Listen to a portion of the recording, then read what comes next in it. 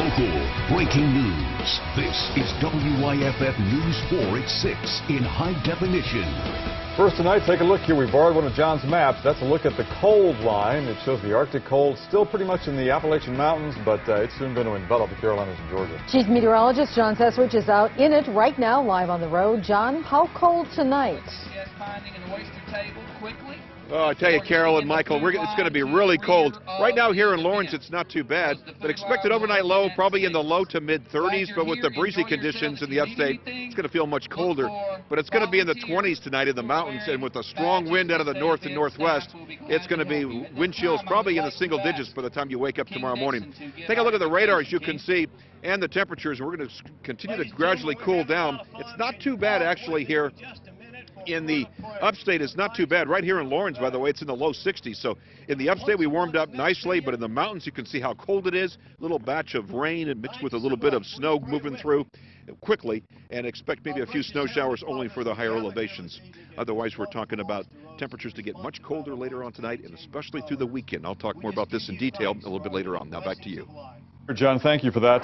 This was quite a day. You might likely remember this video behind me, a dramatic crash captured on Sky 4. There you see it. The driver, Jared Williams, has now admitted to killing 3 people that day before crashing into the home.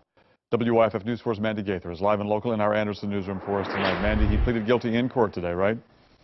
Right, and got 3 consecutive life sentences without the possibility of parole. In exchange, Williams will not face the death penalty. In a green jumpsuit, Jared Williams walked into an Anderson County courtroom to admit he killed 3 people. Wanda Anderson, Hank Eaton, and Vivian Vandegrift's brother Victor were all shot to death at a Law Street home in Pelzer in March. Prosecutors say there was an argument over shoes. In my heart, he deserves the death penalty. However, as part of a closure kind of way, I accept this life sentence. Please never allow him to do mayhem again. Vandegrift says the 3 consecutive life terms was not her wish, but Tara Hendricks, the lone survivor who was also shot that night, says Williams's life is now over and says he got what he deserved. He killed two best friends of mine, and a man that was Victor was like my brother, and I can't. It was senseless. It didn't have to happen. After the murders, Williams stole 2 cars while being chased. Sky 4 captured him driving through a field before crashing into a house. Hendricks told WYFF News 4 that mentally she's still not doing well. And I don't understand why he did what he did, but I don't hate him, and I want him to know that I forgive him. And, you know, but I don't understand it. Williams could have faced the death penalty, and solicitor Chrissy Adams told the judge she struggled with that decision, but says this plea agreement will allow the families of those who died to avoid a trial. And Williams' girlfriend, Hope Phillips, was also charged in the case. Investigators say she was with her boyfriend when all of this happened. The solicitor says her case is still pending. Mandy Gaither, WYFF News 4, live in the Anderson newsroom. All right, thank you, Mandy. 2 relatives of Ron Wilson pleaded guilty this morning as well, admitted to hiding money stolen from victims of Wilson's Ponzi scheme. Is there anything you guys would like to say at all? Cassie and Tim Wilson didn't have anything to say as they walked out of the federal courthouse in downtown Greenville. The wife and brother of Ron Wilson say they took money given to them from Wilson and hid it during the investigation. Sentencing will come later. You may remember nearly 800 victims lost $58 million in Ron Wilson's Ponzi scheme. Turning to Cherokee County now, new information on the skeletal remains found there Tuesday morning. The sheriff says the remains were found on Lemuel Drive near a landfill. The coroner tells us investigators found a skull and some clothing about 10 feet away from the original site. He says finding the skull will hopefully help them determine who the person was. And a guilty plea in Anderson County today in a case you also may remember. Back in November of 2012, 2 dismembered bodies were found inside some barrels on Lake Hartwell. Authorities say a missing persons tip led them to the bodies of Tony McGinnis and Andrea Mitchell. Well, today, Shane Fisher pleaded guilty to 2 counts of accessory after the fact of murder. The judge sentenced him to 15 years on each count, and we understand the sentences will be served consecutively. The Transylvania County Sheriff's Office says it arrested a man on several charges, including child sex crimes. This is Robert Lamb. He is also known as Ezra Naughton. He faces sexual exploitation of a minor, solicitation of another to commit a felony, as well as drug charges. Lamb is in the Transylvania County Jail. Well, as the saying goes, kids will be kids, but the consequences of their alleged actions are becoming clear for two Malden High School football players. Tonight they face felony charges. WYFF News 4's Stephanie Trotter joins us live and local from Malden tonight. What's the latest on this, Steph? Well, good evening, Michael. The two young men are suspended. They're banned here from any school activity on campus or off campus. This while the district investigates as well as holds a hearing. The earliest that hearing can be held would be next Thursday, and this student behavior code is sure to sit at the center of those discussions. Quarterback Daniel Bone is used to calling the shots, often connecting with number 16, wide receiver Taz Richardson. But officers say their latest play was illegal.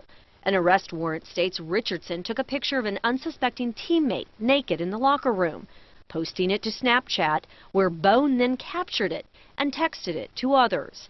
They now face suspension and aggravated voyeurism charges, a felony that carries up to a $5,000 fine and 10 years in prison. That's outrageous. I can't understand that at all. I mean, they're younger than 18, 17, 18, so I don't understand why they're getting in that much trouble for it. It was a mistake.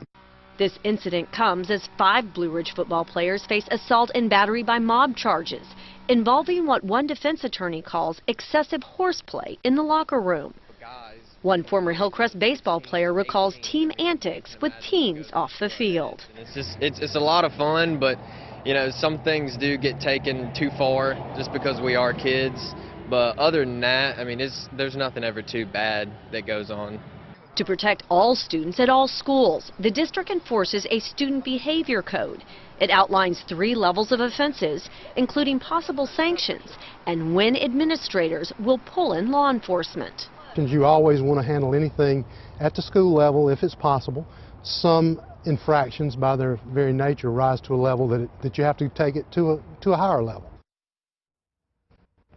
This student behavior code with those 3 different levels includes everything from cheating, bomb threats, vandalism. It also lists harassment, intimidation, and bullying. Every student is mailed one of these to their house right before the start of the school year. Parents can also find these on each individual school's website. Stephanie Trotter, WYFF News 4, live in Malden. Stephanie, thank you. The cold weather that's on the way is turning charities into hot spots for people in need. For more on the icy impact of that frozen forecast, we go to WYFF News 4's Mike McCormick, live and local in Spartanburg. Mike, you went to one of those charities today, right? Yeah, that's right, Carol. We went to the Spartanburg Soup Kitchen. There they need jackets, they need blankets, they need socks, all to hand out. And they also need donations of food to make some hot meals. The Spartanburg Soup Kitchen is already seeing an increase in people coming in looking for help. The charity extended its hours and giving people more time to get out of the cold. Most of those people end up taking some food with them too for later. The shelves are getting bare, so there's a big need right now for canned goods, and with Thanksgiving and Christmas on the way, the Spartanburg Soup Kitchen will be helping even more people, especially children. Right now, though, there's a focus on the forecast. We are very concerned about the cold weather. Our goals are to have the hot chocolate outside waiting for those who might arrive early, as well as trying to have a hearty, healthy, hot meal in here for those who might have to go back out in the elements and might have to wait a while before they're able to go somewhere for that evening. Again, the Spartanburg Soup Kitchen needs clothing like jackets, blankets, socks to hand out. They also need hot chocolate. They need canned goods to create warm meals, keep the people warm. Mobile Meals in Spartanburg also needs donations. We put all the contact information in the On TV section of WYFF4.com.